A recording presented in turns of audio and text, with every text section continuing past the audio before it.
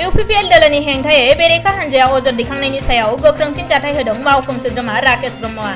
BTCनि हान्थामेलानि थांलाय फैलाय खालामनाय लामाखौ फोजौखांनायनि थांखिजों BTC खुंथायनि SOPD बिफाननिफ्राय लुफुंनाय लामाखौ बेखेवना होयो BTCनि मावफुं सोद्रोमा राकेश ब्रह्मआ।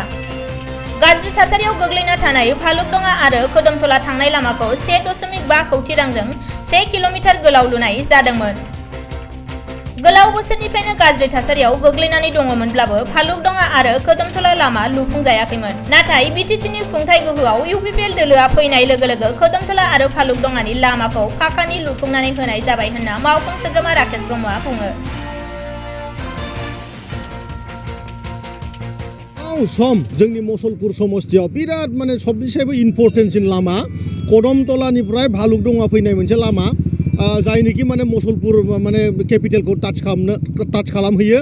दिनै बे लामाखौ जोङो भालुकदंगानिफ्राय जानानै खोदोमतला थांनाय जि लामा बेखौ BTCनि फैसाजों जोङो आधा खामानिखौ जों मावफुंनानै होबाय आरो ओजोंहाय आसाम सरकारनिफ्राय जानानैबो खामानि मावबोगासिनो दङ। मुथुथे नैबे 2 मासनि गेजेराव बे लामाया कमप्लिट जागोन। दा बेनिनो मोनसे पार्ट जिखुनु BTC पार्टखौ जों दिनै कमप्लिट खालामबाय। जों बेखौ दिनै बे लामाखौ 5.5 बहल आरो 1.5 किल'मिटार रास्ताखौ जों दिनै उद्घाटन खालामदों आरोखि। बुहुम नाङैनो दिनै जोंहा आइजो माहारिनि मोनसे गोथार दिन। बे गोथार दिनाव आं गासैबो बुहुमनि आइजोफोरखौनो आं आंनि गोरबो सिंनिफ्राय अननाय बावहरबाय आरो बेबायदिनो जाहाथे बुहुम बिखायाव दिनै आइजो माहारियाबो जि रोखोमनि माने गोग्गोम थासारि बानायनानै गावखौ लाबोनो हाबाय, बुहुमाव सिनायथि होनो हाबाय। दिनै जेरैथिंबो माने आइजो माहारियानो दिनै साखा फाखा जाजोब्बाय। बेबायदि जाहाथे थासारिखौ अराय सम लाखिलांबाय थानो हायो आं बिथांमोनसिम आंनि गोसो सिंनिफ्राय इसोरनिसिम गाबहरनाय थाबाय आरोखि।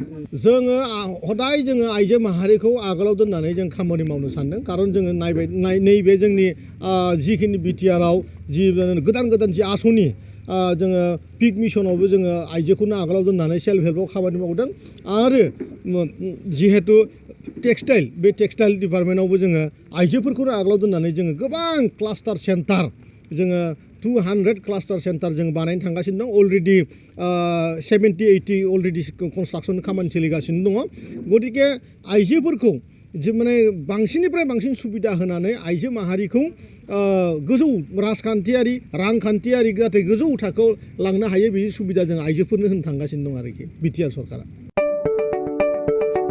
2022-2023 सोलोंथाइ बोसोरनि थाखाय चिरां जिल्लानि बेंटलाव थानाय मोनसिम सिब्राय इंलिश स्कुलाव नार्सारिनिफ्राय थाखो 8 सिम फरायसाफोरनि मुं थिसननाया सोलिगासिनो। बे फरायसालियाव हौवासा आरो हिन्जावसाफोरनि आलादायै थानायनि राहानि थाखाय हस्टेलनि खाबु दङ। गोजौ सोलोंथाइ लानाय रोंगौथि गोनां आरो मोजां फोरोंथाइ मोननाय फोरोंगिरिफोरनि गेजेरजों बे स्कुलाव फरायसाफोरनो सोलोंथाइ होनाय जायो।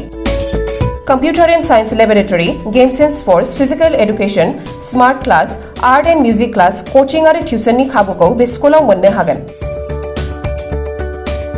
गोग्गो आरो गुन गोनां सोलोंथाइ मोनहोनायनि थाखाय मोनसिम सिब्राय इंलिश स्कुलाव मुं थिसननायनि खाबुखौ लादो।